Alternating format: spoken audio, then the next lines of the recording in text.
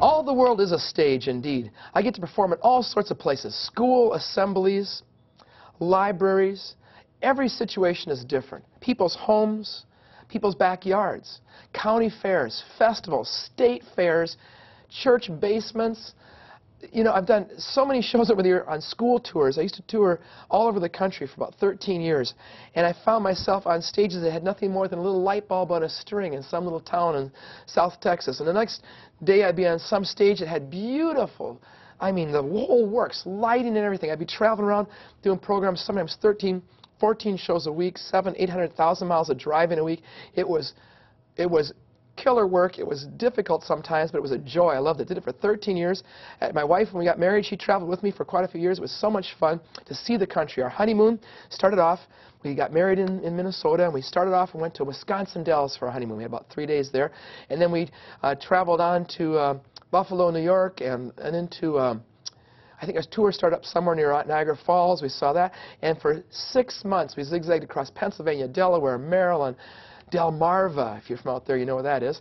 All those beautiful areas, seeing the world, seeing our country, and doing magic shows for kids throughout the Appalachian Mountains and across Ohio, and meeting magicians. And it was great. And seeing different magic shops. It was a great way to see the country and a great way to learn how to adapt to any situation I was stuck in or placed in.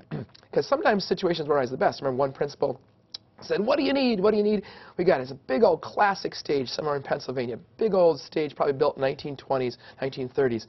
Beautiful curtains and everything. The curtains were all tied back, so we couldn't use the curtains. But he said, "What lights do you want? What lights do you want?" So he'd flick and switch them. Oh, more light the better. Comedy, you want it bright. Tragedy, you want it dim. Flick and switches, flick and switches.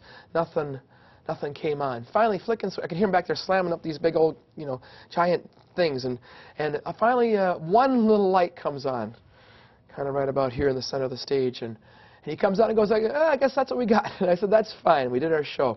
And so you make the show work the best it can be wherever you can. You want the light to be the brightest it can be because it's comedy. So I'm working in a living room of a family. I want black, dark backdrop, not a window behind, not light from behind, because the light from behind is going to dilate the pupils of the eyes of the people watching our show. And as their eyes are dilated, they can't see things, and we look dark with a bright silhouette from behind.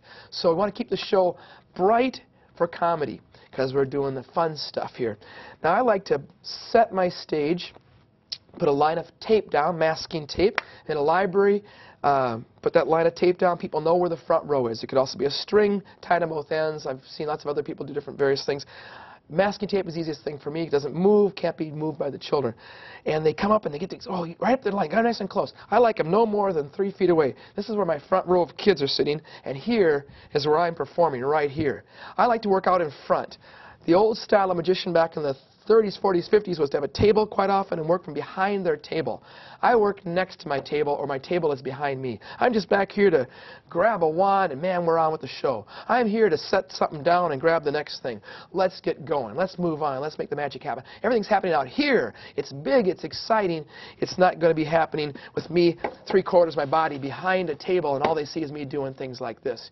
And now we'll take this. I want to have everything back there. I have a suitcase. It's a real beat-up old travel case used for, I think bands use these things, very heavy-duty. I carry stage lights and another one like this.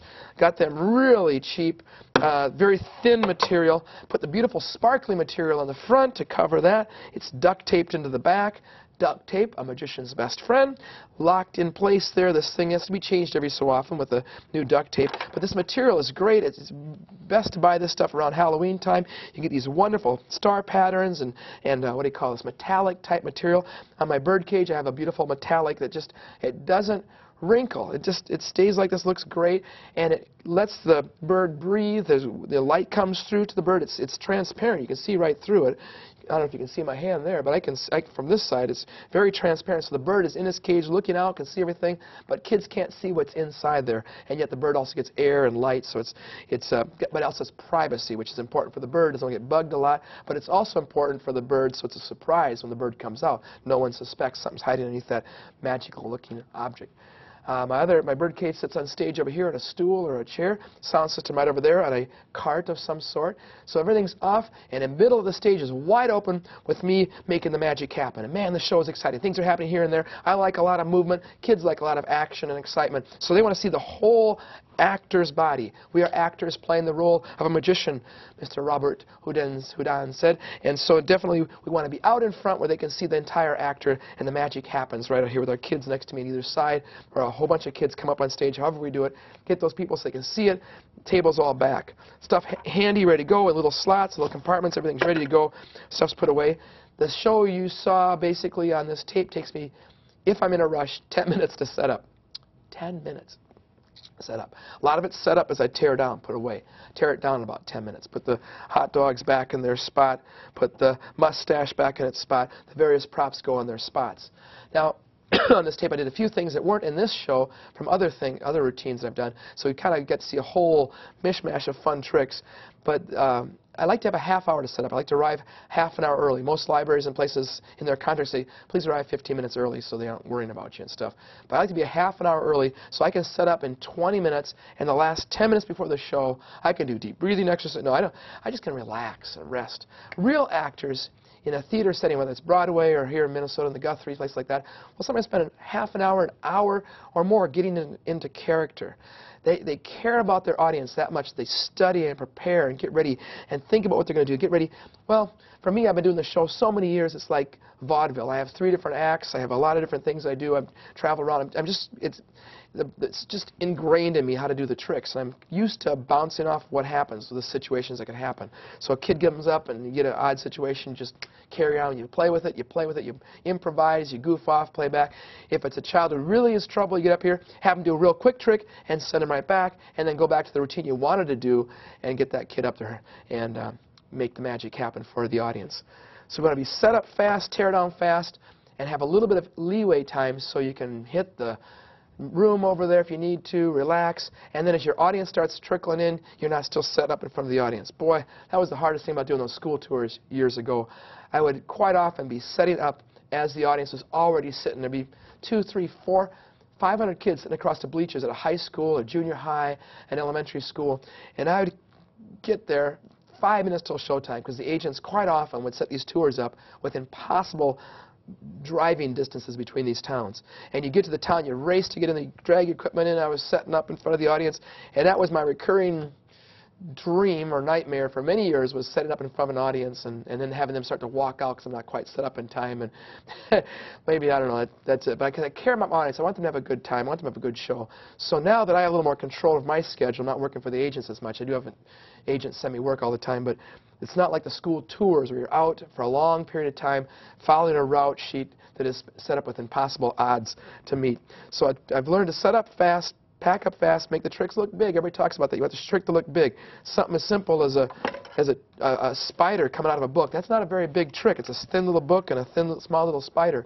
But when that guy comes up to take a look at that kind of scary picture and you pull it off, he goes like this. All of a sudden, we have a drama happening here, and it's a lot bigger than what's going on. In a real level, it's just a small spider about this size is coming out.